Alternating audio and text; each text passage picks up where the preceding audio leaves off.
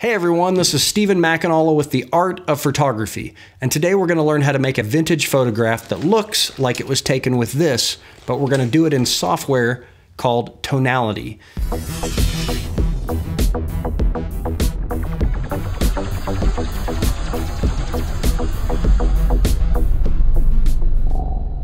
So what is Tonality? Well, it's an application that was created by Macphun software out of California, and it is basically a program that enhances and wakes up your creativity. And so you can take any image, whether it be one you pull right into the standalone program, or if you're already in Photoshop and you have the Pro version, or Aperture or Lightroom, you can pull it in as a third-party plugin. And this will allow you to take wherever you're at that point in your work, and there's a ton of presets on the bottom that show you instant previews of how your photo could look. We're all used to these little like iPhone and Android apps that kind of let you do that with your smartphones, but this is on a pro level.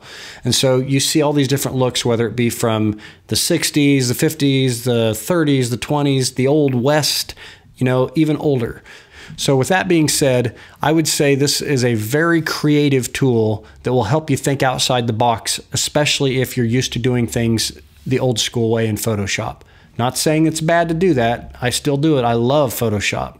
But it's really fun to explore new ways to tackle your photography.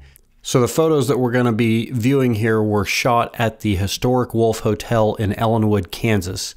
And Chris McCord let us have our run of the place, and we were the only people in the hotel. These are the ones that are, I consider to be better for black and white, like these three here especially. But then we also went back. He has one room that's kind of an exception in the hotel where he's making it a little more of like a 70s, retro vibe, 70s, 60s. It's kind of a cross time period looking. Some of the stuff in there is even like 50s, but we'll probably do these, in color. And I haven't decided how I'm going to treat these yet, but I'm just going to go ahead and flip through these. These also have just, barely been touched in Lightroom. So just going to flip through them real quick.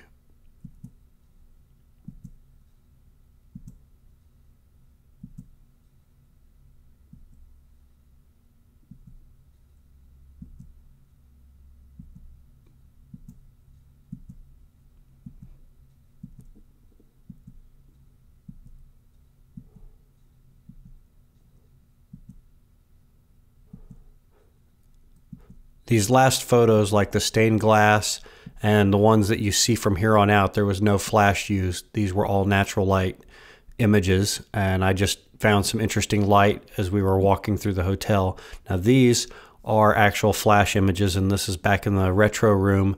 There's obviously this really cool old round bed that, looks like the ladies' man has on his boat or something. This was one of the first shots we took, actually. And I just, kind of let her do her own thing. We were listening to 80s kind of pop music, and I thought this one had a cool angle. You can kind of see down the bottom the part of one of my soft boxes, which we'll have to edit that out. But that gives you an idea kind of what we went through as far as the shooting process. Now we have to select which photo we're going to use to make into a vintage shot. And I'm thinking we're probably going to work with one of the earlier ones, at least for this tutorial. Probably go back to one of the ones that were more black and white. So I'm going to pause here and decide which image for sure we're going to work with, and then I'll see you in Photoshop, where we're going to use the program Tonality as a third-party plugin. Okay, I went ahead and selected the image that I wanted to use, and I went ahead and made it black and white in Camera Raw because I want to already know sort of what I'm going for before I get into Tonality. That's my approach. You can take a color image right into Tonality and do everything there, but I choose to do certain parts of my work in Photoshop and certain parts within the Tonality plugin. I also went in, as you can see, there's a cleanup folder here, which I'm going to show you the cleanup process that I did. If you watched my previous tutorial on frequency separation, you'll be familiar with the techniques, and that's why I'm not going to go through them step by step. It'll keep this tutorial a lot shorter. And I used a few other techniques like the liquify brush to kind of fix this area here this necklace was a little crooked. I straightened it out, not completely, but a little bit, and just some, basic shaping. So if you're not familiar with the liquify brush, that is something I will cover on a future tutorial. But for the sake of this tutorial being vintage photography, we're more focused on what tonality can do for your photos. Now, before we dive into tonality, I'm going to go ahead and show you this. Here is the after that I did. So as you can see, there's quite a bit of difference. I'll toggle back and forth here. There was distracting elements right here. As you can see, I removed the lighting in the window. I wanted it to look more like there was light pouring through. Her eyes, I went ahead and brought them out, made them look a little more like if light was kind of pouring in, as you can see. And then obviously the frequency separation process, which is the skin cleanup, where you still retain the texture of the skin, but you remove any imperfections, just, the little details that make a photo really pop. So now I'm going to go in here real quick and just explain the process. So we're going to turn all these off and we'll start with the bottom one. This first layer here is environmental cleanup. This is where I basically go in and set my lighting, and that's where I'd lightened up the eyes, removed the distracting elements, brightened up the window. So that's what that piece is there, but we haven't touched up the skin or done any of the liquify. Now this is part of the frequency separation, which I explained in the previous tutorial. This is the underlying layer, this is the texture layer, and when the two are combined, you can see in the face, if you watch here, this is where I'm able to make the really clean edits and keep the texture in my skin. Now my liquify pass up here, I'll toggle back and forth and see if you can notice the difference. We're basically focusing on this area right here, and it just straightens out that necklace a little. It's not 100% straight because I wanted it to be, pretty believable. Not everybody checks their necklace as they're looking out a window, but you can see the difference there that makes. And I also kind of closed up the gaps just a little bit here on the button area of the shirt, and there's a little, just little shapes and things that I kind of sculpted a little bit. Even on the face, you'll see a little change when I go back and forth here. So I'll go back and forth a couple of times for you to see the different changes. And this is all about angle of the camera. I might not have caught her just the way I wanted her, and so this just helps kind of shape things a little bit nicer. Then I went in with my clone stamp tool, and this one here will be a lot less noticeable. But if you look on the shirt here, I just did a little bit of cleanup on some stuff. I'll turn it off, turn it back on, and really, it's not a major difference, but I'm just trying to take as many distractions as I can away from right here where this, this is the focus of the photo. And then I went in, and one other thing I did do on the frequency separation, you'll notice, is on the hair there was little flyaways here, and I went in and cleaned that up using frequency separation, as you'll see here. So I'll go back up here to where we were. Now this is the final liquifying that I did, and you'll be able to see here, I kind of brought the shape out here because the way she was leaning, she looked a little unproportioned, and I brought the back half in just a little bit, so it kind of makes her push forward a little bit more, and it gives a little more of a leaning feel, like she's leaning into that window. And for those of you unfamiliar with liquify, let me show you real quick. This is pretty cool, and it won't take but a second, but I went ahead and made this into a smart object so I could show you in real time what happens here when I use liquify. So if you look there where the button area is in the necklace, you can actually see the change that I did. So I'll cancel out of that one, and then I'm going to show you the other liquify so you can see those changes as they were made. So here's before. Now watch this area here and watch her back and watch how we can create more of a lean. Just real simple. And also along this arm line, I kind of smoothed out the clothing. So you'll see those little bumps, kind of tamed them down a little bit so they weren't so distracting. Okay, so now I'm going to go ahead and save this, and when I come back, we are going to import this into Tonality and start doing our vintage style. Okay, so I went ahead and saved my file, and then I created a duplicate so that I'm always able to go back to the other one if I don't like the changes I make. And then this one is the one that we're going to pull into our third-party plugin. We're going to go down here to Macphun software and Tonality Pro. And this is going to load up the actual standalone program, but when we're finished, it's going to export the image that we're working with back into Photoshop as a layer. So as you can see down here, we've got a little slider that'll let us look at all of these different kinds of looks for our photo, and it previews everything right there in real time. I can just drag through here, and we don't just have to stop at vintage.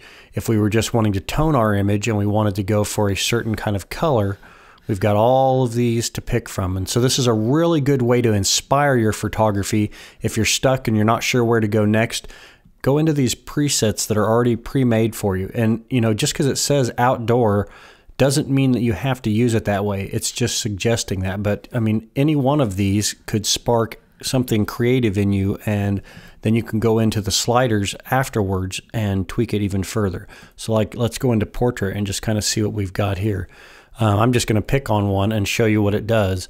And when you first click on one of these presets, it goes in at the full strength of the effect, so you can see everything that's there. But you can take this little slider here and you can dial it in so that you can find kind of a happy medium, you know, if that's what you're looking for. Now we could get a pretty vintage look even just with this if the photograph was in good shape. Say somebody had it in a frame and they, you know, took really good care of it. We can also go for a vintage vibe that's more worn. If we wanted to get like a really weathered looking photo, we could just basically pick one of these. Like I saw one in here, let's see, historical photo is one that I liked really well. Now obviously you can dial this back and forth like we did before. This one here has kind of light leaks. It kind of flattens the image out because a lot of old photographs fade. And so this is a really nice place to start if you want, you know, that kind of a look. But what we're going to do first is we're going to combine a couple of these different presets together. There's one over here called Great Depression that I like really well. And I'm going to back it up just a little bit here. It kind of sharpens up the contrast and it adds a little grain, as you can see. When I bring it into here, the grain really is more obvious. So I'm basically looking for the contrast level right now. I'm going to pull it in, and I like the way it's bringing the shadows out in her face and bringing her eyes out a little bit more. But since I'm going to be using multiple layers here, what I would want to do is when I have my grain here, I'm going to take the grain effect off, because if you add one layer that has grain and then another that has grain, you're gonna completely multiply the amount of grain that you have on your photo, and it's going to really degrade the final product. So if we go in here at 100%, we've taken that grain off, and when I add it back in, you can see what that does. And so since we're using multiple layers, I'm going to go ahead and keep that off for now. And we're going to go back out here to zoom to fit. Now I'm going to create a layer to protect the highlights in this just a little bit. And so to do that, just click on your layers panel, hit the plus sign, and this allows me to completely independently go in and protect that. So we're going to go up here to tone, and on highlights, I'm going to pull this back until I feel like I've recovered the highlights to an acceptable level. And I might even tweak the midtones a little bit and see if that makes a difference. Kind of does. A little bit. I would say probably pulling the contrast back a little bit, and maybe even the whites a little bit. So we'll pull the whites back. Honestly, I might not need to pull the contrast back. So now, yes, it does affect the rest of the image here, but what we're going to do is we're just going to paint it in where we want it. And you have the choice of doing that right here, or if you created this as a separate layer in Photoshop, you'd basically hit apply and then go and mask it out in Photoshop. I'm going to show you in here for this particular part, just because I want to show you how the standalone works as well as how you can use the plugin in Photoshop. So pretend that we're not even in Photoshop, because this is exactly what the program will look like if you weren't using Photoshop with it. We're going to go up here to our brush, and I'm going to bring the opacity way down. And I'm going to bring my softness all the way here. And we want our brush size to be quite a bit smaller, probably about like that, maybe even just a little smaller, because I'm going to be working with small increments here. And everything that you see right here, as soon as I make the first brush stroke, will go away. And now I'm only working with my highlights, and see how I'm bringing those back in. And so that saves those highlights a little bit. And then on that layer, I have the opacity right here. I can just dial it in to where it feels like I've recovered my highlights the way I'd like to have them. Okay, so that shows you that you can do layers right within this program. You can do brush, erase, gradient filters, things like that. Very similar to the Photoshop environment. But I'm going to go ahead and apply this so that what I've done is sent over to Photoshop as a layer.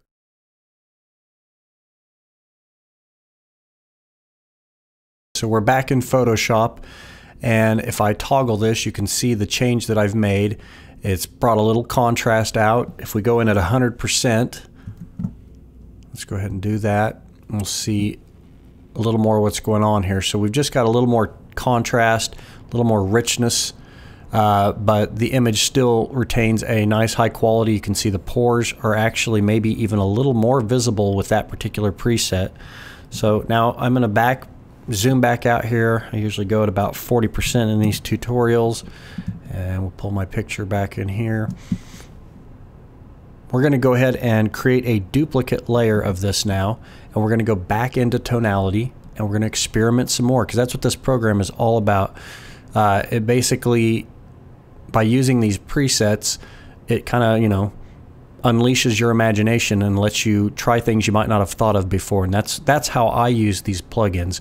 I know how to create most of these effects by hand, but by hand a lot of times it takes longer, and sometimes you just don't know where you want to go with the image until you see something that gets you in that ballpark.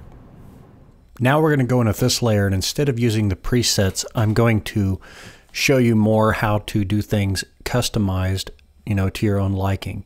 And anything that you create in here, if you like that particular layer and you want to use that again in a future photo, then you can create your own preset by clicking this create button here, and it'll store it right down here in your user presets. So the first thing I'm going to do is I'm going to create myself a new layer, and there won't be anything on this layer really.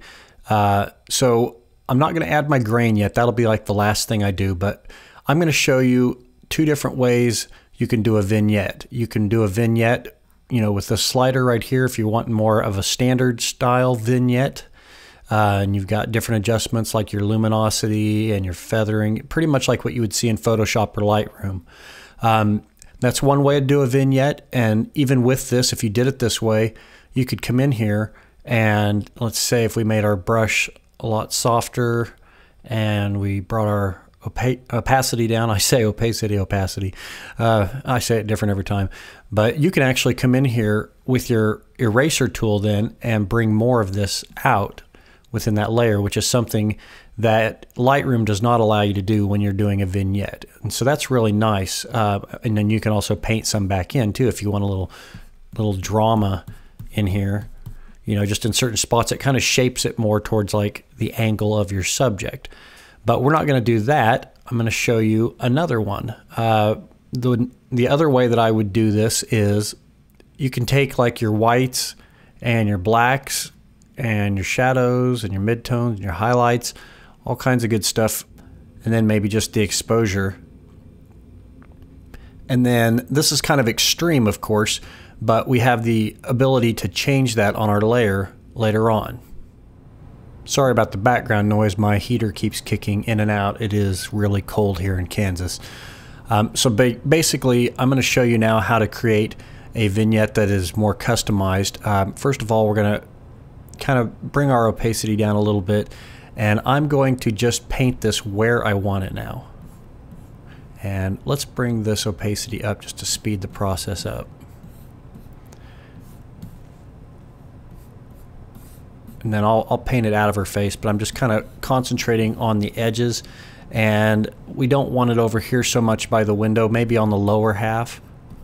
But I'm going to go ahead, and now I'm on my eraser tool, and then I'll take it out of the areas that I want, and we'll probably bring the opacity down, be a little more sensitive to this process here. Put some light in the window, kind of coming down onto the table. And then we'll feather in our lightness up here. And we'll bring this down even softer so that we have a little more control. And I might bring it back just a little bit because light does tend to taper, and her arm's going to see a little more of the shadow. Now if I bring this slider like this, you can see that this gives us a little more of a customized vignette, and so it's a little more believable. It's more like how maybe light would have entered the room as opposed to a camera lens vignette, which just gives you that circular vignette. I like this approach a lot. I think it adds a lot more focus to the subject, and it adds a little bit of mood and drama. So I could do all of this in Photoshop, of course, but I also want to show you that Tonality has this ability built right into it. So even if you don't have Photoshop, you can get these amazing results right within their program. And I'm going to just actually change the size of my brush, and I'm going to pull just a hair more of that vignette off of her arm. Just soften that vignette up just a little bit, because I really like, you know, the blending here, and I don't want to lose her shirt too much. So one more time, let's just kind of slide this in and see what we think here. And you just kind of go back and forth and you go, where's my sweet spot at? I think that feels pretty dramatic. I like that a lot. So the next thing I'm going to do is I'm going to add a layer, and this time we're going to concentrate on our toning. And we're going to go into the presets here just as a starting point and see if we find a color that kind of gives us the old vintage vibe. You know, you can go for a cooler vibe like the blues here. If you bring this in just a little bit, a lot of older photos get that silvery kind of blue tint to them, and it really just depends on the time period, what the photo's been through, etc. I like that look a lot, but let's explore our options. Sepia is always a good one, and if you just add it real sparingly, it adds a nice warmth to a photo.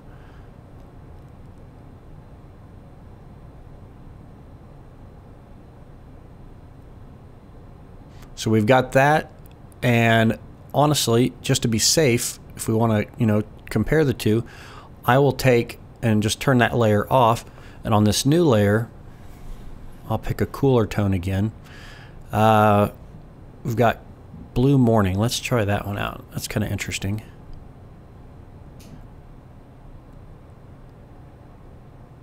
That kind of gives us almost like a cross tone here, and I kind of like this. So let's compare the two. We've got that. We've got this one. Let me bring it a little stronger so you really notice it. Okay, there's that tone, which is our sepia type tone. And then we're going to go back to this other one here and maybe bring it up a little stronger so we really notice it. Got to make a decision here.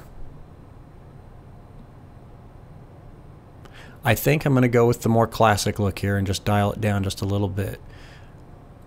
So I'm going to create one more layer. This is going to be our noise layer, and this is for the sake of the tutorial. You know, I could keep going and going and just, you know, I could add textures in here, like I could, you know, add a paper effect to this and then dial in how strong I want it, and it'll affect my image, make it look a little more old.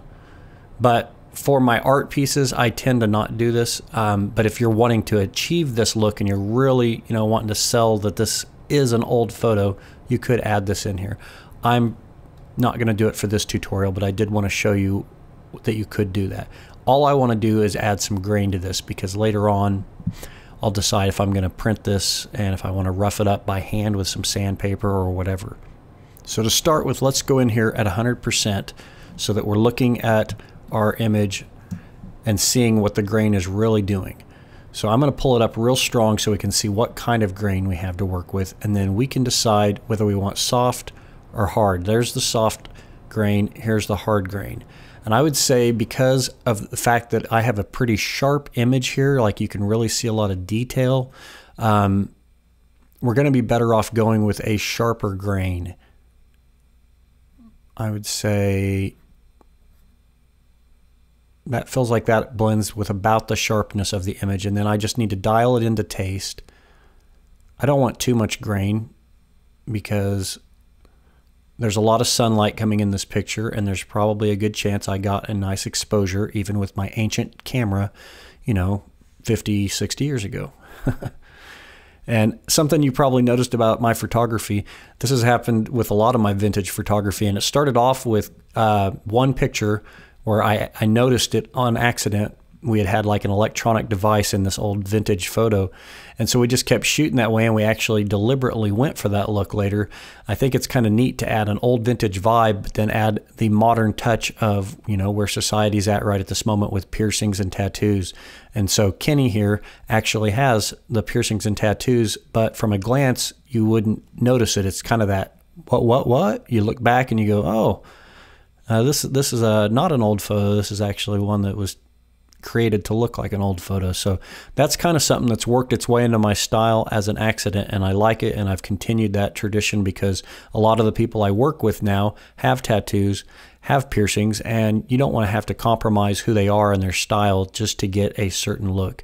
It's not about the techniques that a person does in Photoshop. It's ultimately about the subject that you're doing the image of.